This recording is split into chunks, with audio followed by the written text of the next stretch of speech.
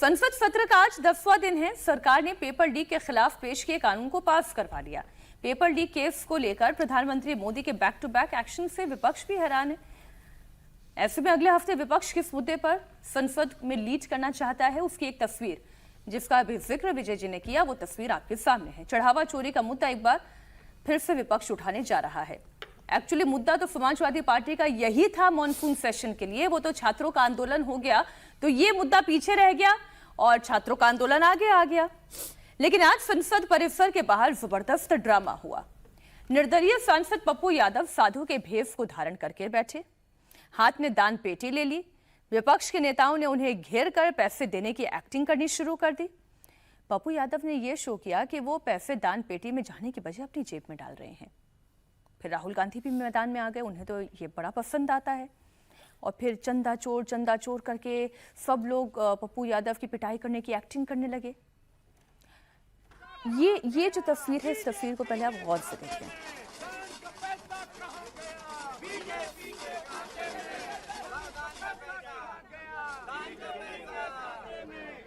अब एक तस्वीर दिखाती हूं आपको। एक बार पैसा देकर राहुल गांधी लौटे तो एक सांसद ने अपने पर्स से फिर राहुल गांधी को एक नोट पकड़ा दिया। एक नोट राहुल गांधी के हाथ में फिर से पकड़ा दिया। राहुल गांधी ने फिर से पैसा पप्पू यादव को दिया और उसके बाद पप्पू यादव पूरा पैसा लेकर भागते हुए दिखाई दिए। ये तो तय हो गया ना कि अगले हफ्ते नीट के बाद विपक्ष चढ़ावा चोरी को अपना सबसे बड़ा अस्त्र बनाने जा रहा है, जिसकी तस्वीरें इस वक्त हम आपको दिखा रहे हैं। बयान भी आप सुन लीजिए। तुलसीदास जी ने भी कहा है, जब जब होए धर्म की हानि, बाढ़े असुर अधम अभिमानी, तब कोई न कोई शक्ति उदय होती है, इनका नाश करती है। तो शक्ति प्रभु श्री राम खुद विद्यमान है। तो वो जो कल हमारी पार्टी के सारे सांसद मजबूती के साथ, और इसकी लड़ाई समाजवादी पार्टी सड़क से लेकर सदन तक मजबूती के साथ लड़ेगी।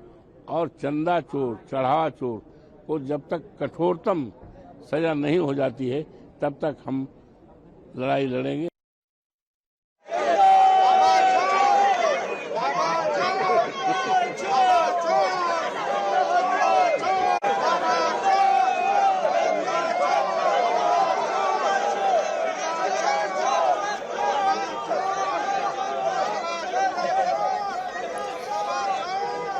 थिएट्रिक्स करना तो विपक्ष के सांसदों से सीखना चाहिए। नेशनल स्कूल ऑफ ड्रामा इस वक्त संसद भवन परिसर में दिखाई दे रहा था और जब ये तस्वीरें सामने आ रही थी, मेरे मन में एक सवाल पैदा हो रहा था। रागी जी, जितने पकड़े गए, जितनों पर आरोप लगे, जितनों पर कार्रवाई चल रही है और जिन पर कार्रवाई नहीं भी चल रही है लेकिन आरोप है नैतिकता के आधार पर, जिनका इस्तीफा भी ले लिया गया, कोई भगवाधारी नहीं है। लेकिन फिर भी भगवाधारी पर ये जो भगवा कपड़ा पहनकर ये क्यों बैठे पप्पू यादव? देखिए, कहावत है, सुपवा दूसे तो दूसे, चलनिया दूसे, जिसमें सहस्त्र छेद।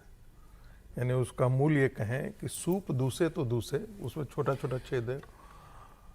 चलनी भी अब शिकायत कर रहा है, जिसके सहस्त्र माने हजारों छेद जिसमें होता है।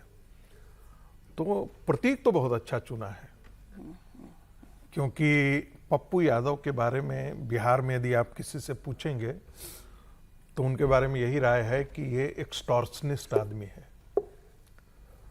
बिजनेसमैन से वसूली करना, हॉस्पिटल से वसूली प्रतीक गलत है, आदमी सही उठाया है। मैंने कहा ना कि बहुत अच्छा है, क्योंकि वो जेब में डाल रहे हैं ना, तो यही काम करते रहे हैं। प्रतीक उनका जो चरित्र है वो दबंगई वाला है। दबंगई वो के उसमें पिस्तौल वाला, मतलब जिसे एक्सटॉर्शन कर लेना, धमकी ये करना, जाकर के मारपीट करवा देना, यही उनका चरित्र रहा है। बिहार की राजनीति को जो जानते हैं पप्पू यादव के बारे में, ऐसा ही उनका चरित्र चित्रण यही है। अब रही बात, बिल्कुल आपने सही कहा, इसमें कोई भी संत सम्मिलित नहीं है जो गेरुआ वस्त्र धारण करता हो। लेकिन बदनाम किसको किया जा रहा है? संत को बदनाम किया है। राहुल गांधी को ये इतना भी तमीज नहीं है कि जहां दान पात्र रखा हुआ होता है वो भगवान के मंदिर के बड़ा क्लोज रखा जाता है, वहां जूता चप्पल लोग पहन करके नहीं जाते हैं। तो थोड़ा प्रतीक का भी यदि प्रयोग कर रहे थे तो थोड़ा जूता उतार देते, लेकिन उनके संस्कार में नहीं है, उनके संस्कार में ही ये नहीं है। वो हिंदू धर्म के बारे में या हिंदू प्रतीकों के बारे में या रिचुअल्स के बारे में उनको कुछ पता नहीं है। तो स्वाभाविक है कि जो जो वो करते हैं वो कर रहे हैं। अब आते हैं बात चंदा चोरी की, तो इसमें कोई दो राय नहीं है कि ये बहुत बड़ा एक जघन्य पाप हुआ है और जो लोग वहां पर शामिल थे उनको पकड़ लिया गया है। अब कहा जा सकता है कि भाई ट्रस्ट के लोग क्या आंख बंद किए हुए थे, कान बंद किए हुए थे, उनको समझ में नहीं आ रही थी। तो ट्रस्ट के लोगों से बिल्कुल भारी गलती हुई है। क्या ट्रस्ट के लोग इसमें इस कुकर्म में शामिल थे? यह इन्वेस्टिगेशन बिल्कुल होना चाहिए इस पक्ष का, और यदि ऐसा है तो उन्होंने हिंदू समाज का बहुत बड़ा हित किया है। यदि वो नहीं करते आज तो हिंदू समाज को यह दुर्दशा देखने को नहीं मिलती जो सड़कों पर।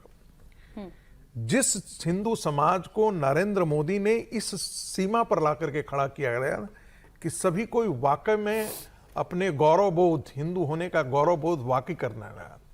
आपको याद होगा कि जब राम मंदिर का मुद्दा चला था तो एक स्लोगन्स बहुत पॉपुलर हुआ था। वो स्वामी विवेकानंद ने कहा था, गर्व से कहो हम हिंदू हैं। और ये हर के घरों पर लगा हुआ था, गर्व से कहो हम हिंदू हैं। छात्रावासों में होता था, विश्वविद्यालयों में ये स्टिकर चिपका हुआ होता था, गाड़ियों पर ये स्टिकर चिपके हुए होते थे। और वो जो गाड़ियों तक चिपके होते थे, नरेंद्र मोदी ने साक्षात उसका दर्शन कराया। हर जगह भारत की अस्मिता, भारत के सनातन बोध, भारत की संस्कृति, भारत के धर्म। मैं भारत का जब धर्म करता हूं तो उसमें इस्लाम और क्रिश्चियनिटी शामिल नहीं है, उसमें सिखिज्म शामिल है, बुद्धिज्म शामिल है, जिनको हम इंडिक रिलीजन कहते हैं। ये बाहर से आयातित रिलीजन है, पंथ है, ये कोई भारत के धर्म नहीं है। तो इसलिए उन सबके प्रति एक आत्मगौरव का बोध कराया और उसके प्रति हर आदमी ने गर्व महसूस किया।